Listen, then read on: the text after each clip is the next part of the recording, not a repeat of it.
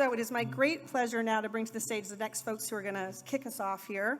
I talked about Michigan Democrats having lessons for all of us Democrats around the country to learn. So we have, I don't think we could have a better panel to kick us off. We have Lieutenant Governor Garlin Gilchrist. I think he's here somewhere. As you might know before, hi, so nice to see you. Before serving in office, Lieutenant Governor was a computer scientist. My husband is, yeah, please. So that's something I have to mention. He's been a champion of harnessing technology to solve problems, and we've been grateful to have him as our co-chair of our broadband working group. So thank you, Garlin, for being here. Also, I wanted to bring up Senator Mallory McMorrow.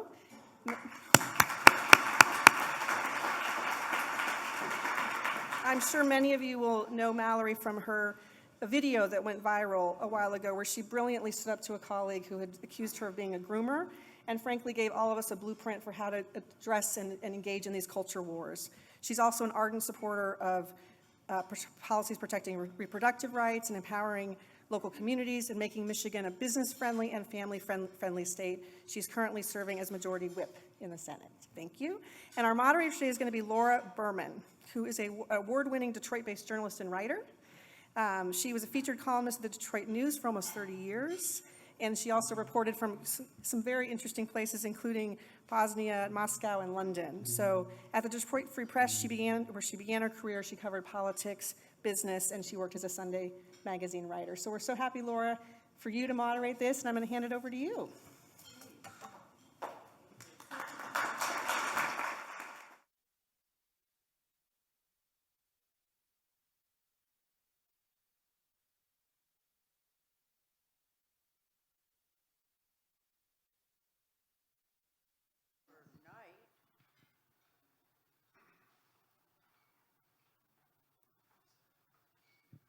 Thank you. You're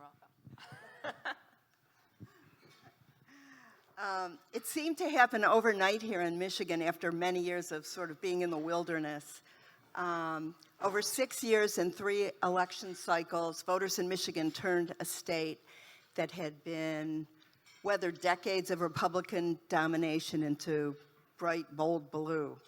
A few things that happened in 2018, there was Prop 2, a referendum and constitutional amendment that created a redistricting commission. Another referendum passed enhancing voter rights. And then in 2022, we had an amazing turnabout in terms of the governor and the lieutenant governor being reelected resoundingly. The Republican Party essentially implodes, and Democrats win both state houses for the first time in decades, 40 years. Secure a new seat in Congress and control all the statewide elected seats.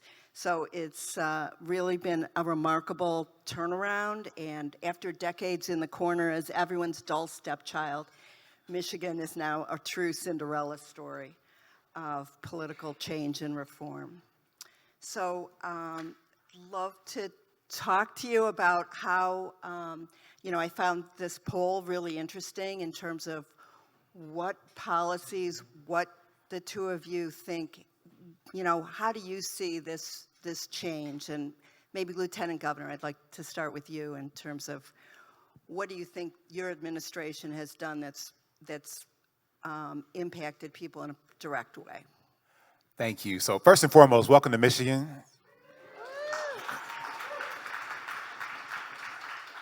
I live 5 minutes from here, so I can walk home after this. But look, I am really proud to be part of New Deal. I just want to say that up top. This has been a group. It's been great to meet folks. Like, I joined in 2020, so I didn't get to meet anybody in person. So it's really great to have you here to be able to shake hands with folks who I've been on countless Zoom calls with, have collaborated with on reports, on learning sessions, hearing all the great work that all of you are doing all over America. And the purpose of this kind of organization, from my perspective, is really for us to help one another get better. Like, if they say iron sharpens iron, and all of y'all are pretty sharp. And so being able to understand what policies are working in your own local context that we can all then figure out how to do our version of in our respective contexts, I think is really critical. And for me and Senator McMorrow, thinking about the state of Michigan, we do think there are some things that can be taken away from the work that we've done here over the last several years that can lead to not only political victories, but most importantly, as the poll reflected, like progress. Because the difference between Democrats and Republicans, from my perspective, is we actually want to create space for people to be their best. We want to help improve lives and create platforms for opportunity, and do so in a way that people can actually feel in a way that's meaningful to them. And for Governor Gretchen Whitmer and I, that's literally what we've been talking about since campaigning together in 2018. We ran on a pretty practical platform that was about what are the things that matter most to the people in Michigan.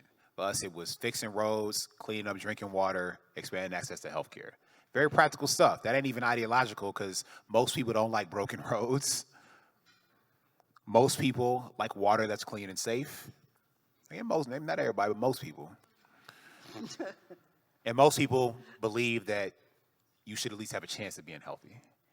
And so coming into office and having to work with a Republican legislature was challenging, to say the least. But even in the midst of that, we still focused on what we knew was important to people.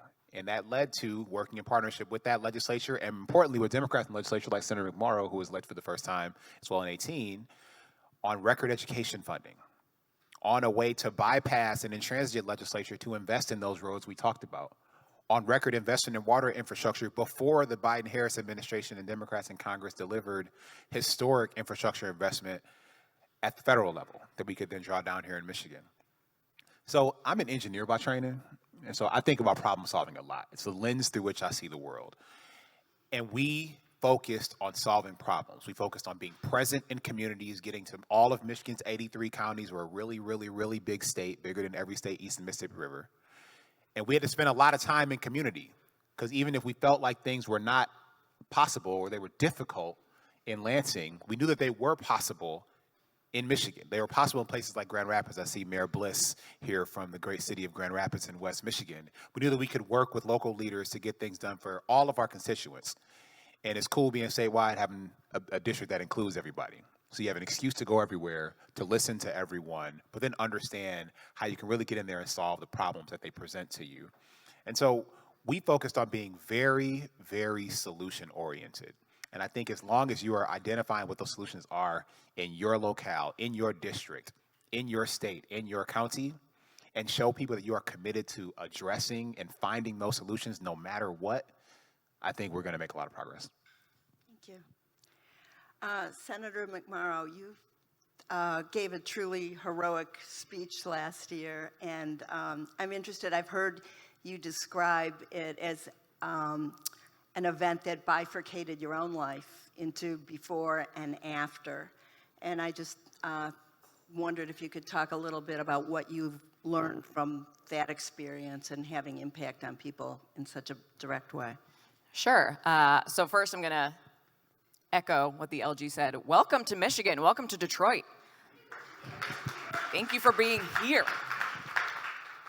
And yet this was a really crazy experience. So for anybody who doesn't know, last year in April of 2022, I woke up on a regular morning to the news that a sitting colleague of mine had sent out a fundraising email for herself accusing me of wanting to groom and sexualize kindergartners and wanting 8-year-olds to believe that they were responsible for slavery.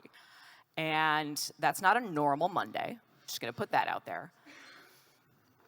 But after the first 4 years in this job, I'm looking at Mari Manoogian, who I ran with for the first time in 2018, and she and I both flipped Republican districts. And for everybody in this room, you know, I think something that's important for context is we represented Mitt Romney's hometown.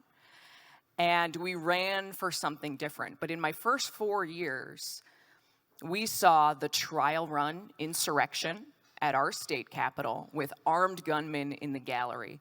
We saw the then Senate Majority Leader, following that, sit down and take a meeting with this violent militia group and told them they have really good ideas and they just need to work on their branding. And this doubling and tripling down on conspiracy theories, violence, and culture wars. So all of that kind of led up to this very strange Monday that I found myself in. And because I had flipped a district, I'd also spent the first 4 years, I introduced 49 bills on every single issue that I ran on and got exactly 0 hearings on anything. So I've still never passed a bill that has been signed into law. We're working on that. It's coming. But at this point, I really felt like I had let my constituents down. I think especially for this group, you get into this job to help the people who sent you to office at every level, whether it's a state level, a local level, and to feel like you failed. I wasn't even sure I was going to run for re-election, so I hit this moment and said, you know what, I really don't have anything to lose. So if I'm going to go down, I might as well go down swinging. And I did, and I leaned in and identified the culture wars, but also at the end of that speech, I pointed out the connection for a lot of my constituents because I represented a lot of Republican constituents and a lot of Democratic constituents.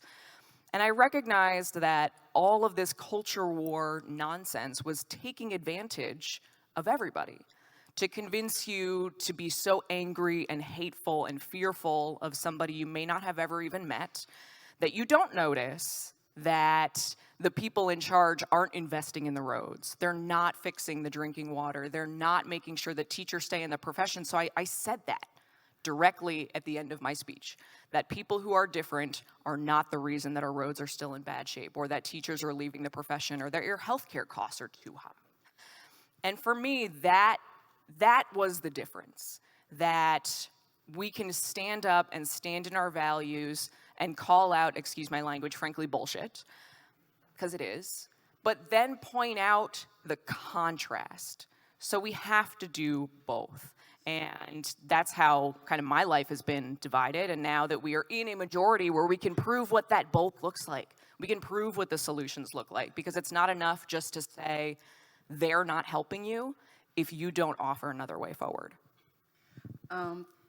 Thank you. I think that one point that you made that resonates with me, and as a voter, I often wonder why more politicians don't get to the point where they feel they have to say the thing that could get them to lose. And I think that's one of the reasons that speech resonated so much, is that that was a very gutsy moment to do that.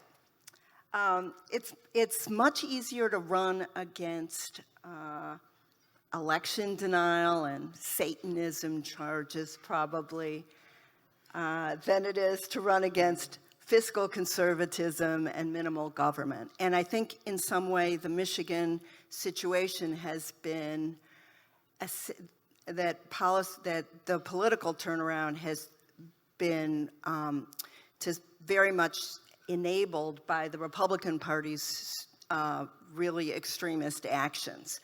And I wonder, how you both reflect on that and think about how, if the party became more sane, whether these moves towards change and progress could continue. So, while I think that it is better to run against somebody who is publicly crazy, like that's better. But I do think that the story that we have to tell, actually does transcend that. And it's our job to tell the right story about it. So regardless of the packaging of someone's conspiracy theoriness or denialism of reality, of elections, et cetera, what we're running against, and Debbie alluded to this, are people who are literally running for office to undermine the public sector. They're running for office because they do not believe that the public sector has a role to play in our present or our future. And we don't agree with that. But we have to tell a story about why the public sector does have a role to play, about why there are choices that can be made, investments that can be delivered, resources that can be distributed, that can position people to be successful, to have a place in today and to have a place in the future. And we have to be really intentional, forthright, creative, aggressive about that. And so I think while there's a parallel story about the complete devolution of the Republican apparatus in Michigan, but honestly, I don't think that story is very important. I think the important story is how do we, in this moment, actually build a bigger and more robust governing coalition so that we can do more of the things that matter. And what my hope is that all of us are constantly on the lookout for opportunities to demonstrate the values and the value that we can deliver for people, whether it is helping people to secure, like we're in a crazy time fiscally, economically, financially right now. That's why we're exploring how we can work on ways for people to secure their retirement at a time right now when stuff is crazy. Defining what retirement means for a new generation of people. When we're looking at this transition in our economy in different industries and the anxiety that every single person has about the future, maybe due to technology directly or indirectly, how can we show that there's a path for people to have a role and a place in tomorrow's economy, and that we can help walk with them on that path through education and training and opportunities, matchmaking, attracting more investment. Like, so, I appreciate what's happened to the Republicans. Like, it is helpful politically. But honestly, the practical difference is that it just means that we have more people to talk to. We have more people to organize. We have more places to go, more people to connect with, and to tell a compelling story to. And I think our story is pretty compelling. The investments make a difference. And that's what we need to talk about. And if I can just add to that, something that I think a lot about Michigan in 2022 is, yes, the Republican Party is doubling and tripling down on crazy right now, especially in this state. For those who are visiting, hi. The chair of the Republican Party in Michigan believes that Beyonce is Satan, that demons can be sexually transmitted, that yoga is satanic. Everything is satanic. That's happening right now. That's all true. That's all true. She is my constituent, by the way. And she tweeted at me to encourage me to do something. And in response, I thanked her for finally validating the election results in 2022 and said I was proud to be her state senator. But I think to the LG's point, what people should take away from Michigan in 2022 is not that we need to counter crazy with crazy. It's that people have had enough chaos. People don't want to relitigate the 2020 election. People don't want to relitigate what happened in COVID-19 and if closures were the right thing to do or not. People want to move forward. They want to know that they're going to have a good job. They want to know that their kids are going to be back in school and that their schools have been updated with HVAC systems and we've removed lead service lines, that they have filtered drinking water, that we are moving forward. Not relitigating the past and not lying about it and not coming up with some crazy dystopian nightmare about a state that you live in. I mean, I read the Michigan Republican Party website. I'm like, do you live in the same state? It's wild to not love the place that you live and want to try to make it better. So, I think that is, I do think it's going to take a few cycles for the two parties to come back to a place that they're normal. You would think that our opponents would have seen the results from 2022 and realized they kind of have to meet most people. But somehow the message they took away is, well, we just didn't go hard enough, which I don't think is the right way forward. But most people are tired. I talked to a woman in my previous district in one of the more Republican areas in my district. And she said something that I think about all the time, is that I just don't want to have to watch the news all the time anymore. I want this to be boring. I don't want to have to care about your job. I just want to know and trust that regardless of what side of the aisle you're on, you're in there and you're trying to do your best. And that's something that sticks with me about how we message and what we put forward. And to the polling that Debbie talked about, most people don't know, especially on the state level, who your state legislator is, who your city council member is, or what they do. Something like talking about the Bipartisan Infrastructure Act is really wonky. It's a lot of money. It's a lot of money that most people can't wrap their head around, but it's very different to say, this pothole is fixed now. This bridge is fixed now. You can trust that when you turn on your tap, there's clean water coming out. That's something that the rest of us at all of these levels have to communicate so that people know what we are doing for them. But that's hard, isn't it? I mean, we just saw polling that showed that people didn't recognize, Democrats and Republicans, that, you know, major legislation had been enacted. So what can people do on the ground to really help connect dots? You got to go on the ground. Like, it's not that hard. Okay, I'm gonna be real with you. Well, let me say it a different way. Because I don't think it's hard. I actually don't think it's complicated either. Like, when we ask the question about how can we make sure more people know what's going on, you got to go tell people.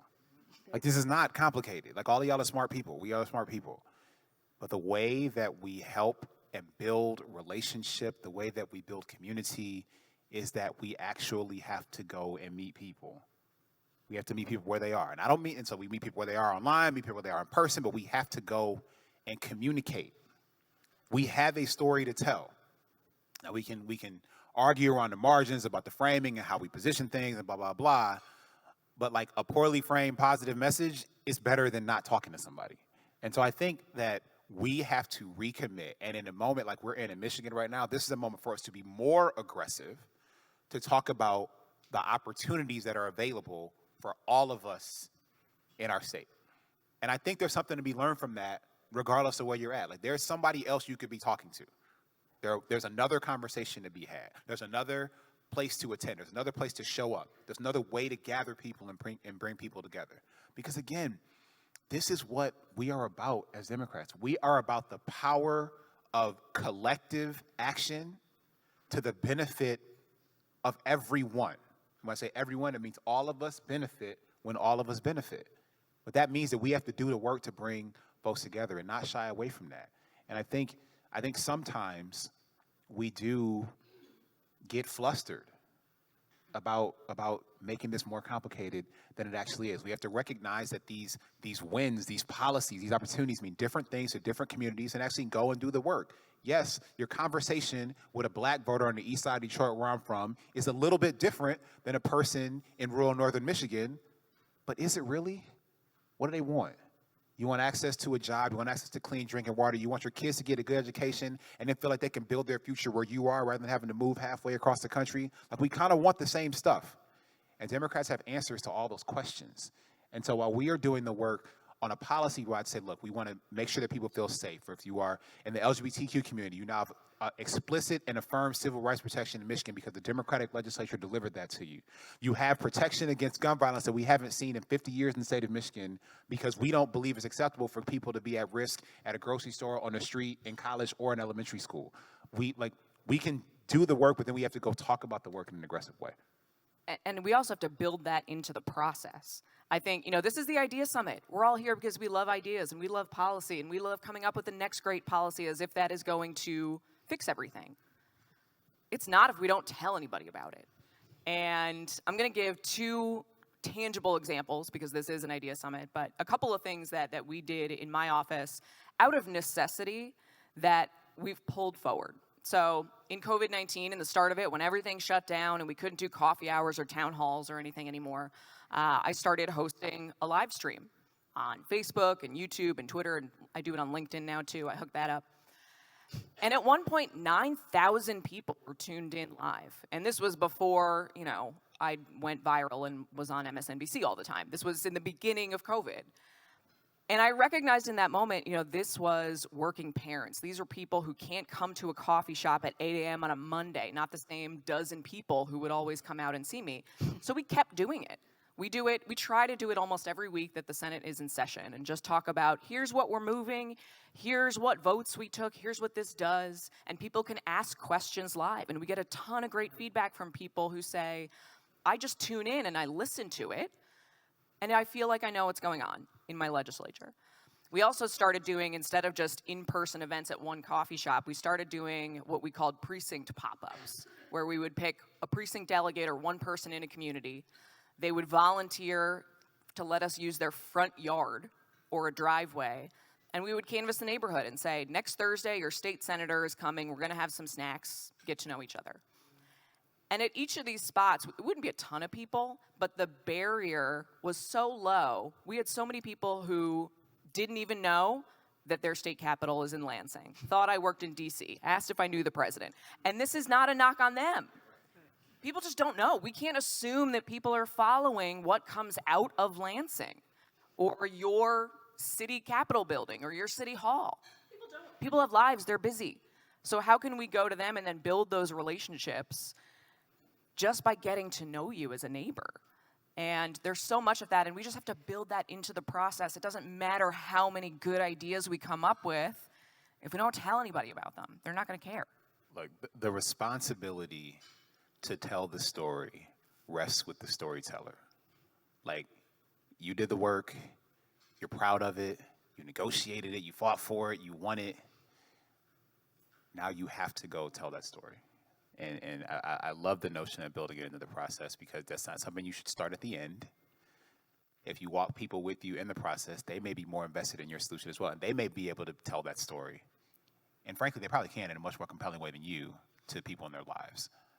And that's what we want to empower. Because again, we are about empowerment. We're about emboldening people to see that they have a role in this too. Like, we all have a place in it. What do you see as the issues that are really animating voters today, like right now? Is it changing? Has Michigan changed? Or is it, has there been a real sea change, or are people just kind of interested in the same things? Is there anything that's really driving people forward at this point? Yeah, I do think it's true that for 40 years we had a legislature that was so badly gerrymandered that did not accurately represent the will of the state as a whole. And, I heard that in my district, even from lifelong Republicans, that it had gone so far right and was so out of touch with things like common sense gun violence reform, with things like funding schools, with things like mental health care, that I really do believe that the thing driving a lot of people is we just want it to work, and we want this to be normal and not chaotic. And that means a lot of different things. That means protecting reproductive rights. That means protecting the right to vote. That means making sure we're not giving air to conspiracy theories like we did in the last term, where there was hearing after hearing after hearing about election fraud conspiracies without a recognition that the very idea that we're using state resources and state buildings to hold the hearings gives them validity. So that's how I think about a lot of things, and it touches a lot of different issues. But more than anything else, people want to know their kids are going to be safe, they're going to have great opportunities, and that they can stay in Michigan. The number of people I talk to who say, I love it here, and I don't want to leave, but I want to make sure they have opportunities. But nobody wants to come here.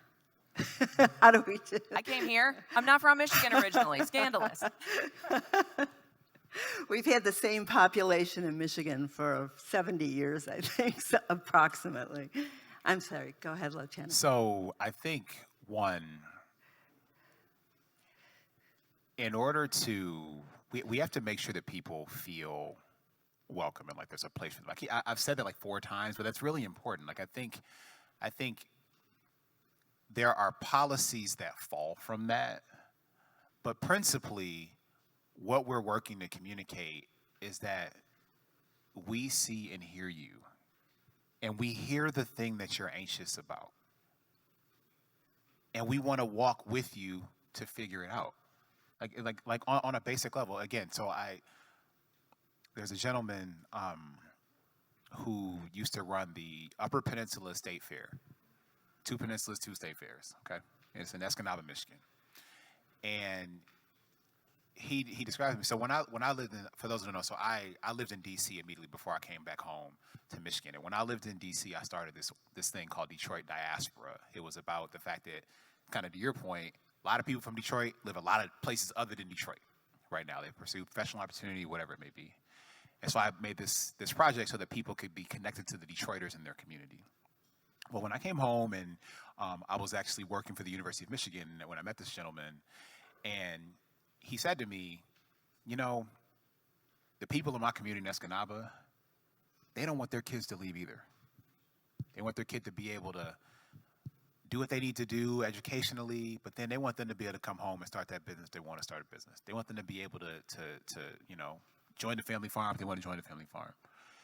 I bring that up because I think we have work to do to make sure people can both see Michigan, or whatever your community is, but see Michigan for us as a place where you have a path to success. But also, yes, I'm going to be really aggressive. I will come to any of y'all states and cities to talk about Michigan, okay? To talk about the opportunities that we're trying to build here, because we also want to attract talent. And all of us want to do that in our respective locales, and that's a good thing. That is healthy competition, because it means we're pushing one another to do more and make a whole lot of attractive places to be successful in the country. I think that's the recipe for us to be successful. And so I think we're going to do that aggressively, and we hope to grow our population as a result of it. Great. We're going to take a couple of questions from the audience. So anyone have anything they'd like to ask?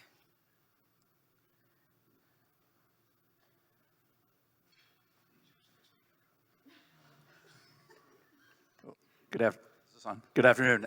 I'm Jim Townsend. I'm the director of the Levin Center for Oversight and Democracy here in Detroit. So welcome to Detroit. I'm also an alumnus of the New Deal, so I see a lot of familiar faces, and these are two of my friends. So I want to ask you, though, I really buy into and agree with your point about championing and talking about policy success. But I want to challenge you a little bit about what is success, and is it enough to talk about that bill that passed, or do we have to go further and talk about implementation? Because a lot of things fail in implementation, and that's what the public sees. As Senator McMorrow, as you pointed out, people they don't know about that bill that passed, and they're really never going to know about that. What they know about is what they see. So my question is, are you trying to do some things in Lansing to focus more on implementation, on what happens after these bills pass, and ensuring that we get the outcomes that they promise, number one? And number two, are you working to get the public more engaged in that process, hearing their voices? I'm going to call you Garlin because it's too long to say Lieutenant Governor Gilchrist. I really hear what you're saying about going where people are, but I would just suggest that we want to welcome them in and maybe use some of that technology that's available to us to enable people to have more access to comment on how it's going. Thanks. It's a great point, and something that, we're not going to change it overnight. Something that I've learned in government, I'm sure a lot of you share this, is it takes a long time to change the way an institution works. And a great example is on issues like gun violence. So I've been working on red flag legislation since starting in 2019.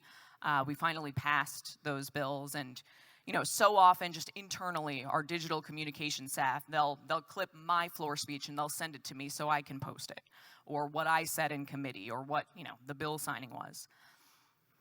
But we heard so much testimony in committee from people who lost a family member to suicide by firearm. And recognizing that unless you're my mom or my grandma or like 5 other people, nobody's watching that. Because people are not tuning in to watch Michigan State Senate committees. So can we change what we in our platform are putting out in the world? So the video that I ended up putting out when the bill passed had a little bit of what I said, but I also cut in clips from the Kobelicks, who are 2 parents whose daughter shot and killed herself, shot and killed her partner and her twin brother. Somebody who their parents knew was struggling through mental health crises, and they had called the police over and over and over again to try to stop their daughter from buying a gun, and they couldn't. That is why that bill matters. That's why that story matters. So it's a little thing, but going back to kind of our internal teams and saying, we need to tell those stories. And not even from me, from the people who lived them. Because that's why we do this work. And it takes a little bit more work. Committee is one thing, but going out and finding the people who are impacted, and that's just in the bill passages. To your point, keeping up on how things are implemented and then finding out if they're successful and finding those stories, again, it's we have to build it into the process, and that takes time. So this is an important point. Look, I said I'm an engineer. All I care about is implementation, okay? And so we do need to tell the story of the entirety of the process and show that people do have a role to play through the whole thing. They have a role to play in the legislative process, you also have a role to play in making sure that what comes from that legislation actually solves the problem that it was intended to solve, so that maybe if it needs to be changed, it can be changed on the back end, et cetera. I'll give you an example of this. So for me, probably the canonical example of the differences both in policy and implementation is something that we did in the criminal justice reform space. I've been proud to lead our efforts here in the state of Michigan on reforming our criminal justice system to actually have it deliver justice to people. And so we had criminal record expungement laws in Michigan that existed and that nobody used. 6% of people who had an offense on their record that they were eligible to get cleared didn't get them cleared. Or they were only 6% got them cleared. And that's because it was hard, it was expensive, you had to have a lawyer, it would take a long time, all that. Well, starting in 2019, we began a process of looking at our criminal legal system in a comprehensive way. And we also, in 2020, the governor signed a package of legislation called Clean Slate, which did two things primarily. One is it greatly expanded the amount of offenses that were eligible for records to be expunged. Basically, nonviolent offenses, but you could get them cleared after a certain amount of time. We also shrunk the time window for those offenses to be eligible. The second and most important thing, though, is we took on a project to automate that process. I say that twice because it was important to me that people who actually were entitled to justice from a system, they didn't have to do something extra to get the justice that they were entitled to under the law. It took 2 years to implement that system. There's a lot of stakeholder engagement with that, but in that, we had to continue to work with people who would ultimately benefit from this policy to tell us what it needed to look like. And they were the voices that had to, be louder than the some vested interests in the way that background checks worked previously and all these things. But what ended up happening is on April the 12th of this year, the Clean Slate program rolled out. And on that day, 1.7 million criminal offenses were cleared off people's records. We've had almost 2 million criminal offenses cleared. Now, what that means is, I got to finish this point because this is why we do it, though. What that meant, though, is that hundreds of thousands of people in Michigan instantly gained access to housing. You get an apartment. You can go back to school. Reconnect with your family. You can get jobs that you're eligible for because of your qualifications, not because of your past history. That only happens because of including people in the implementation process. We can do that on everything. Might need to be a little bit more creative about how we do it on some issues rather than others. But the truth is, it's our responsibility to create those mechanisms and on-ramps to do it. But that is how we really will feel that the difference has been made. Thank you both very much. It looks like we have time for one more. Okay. One provocative question.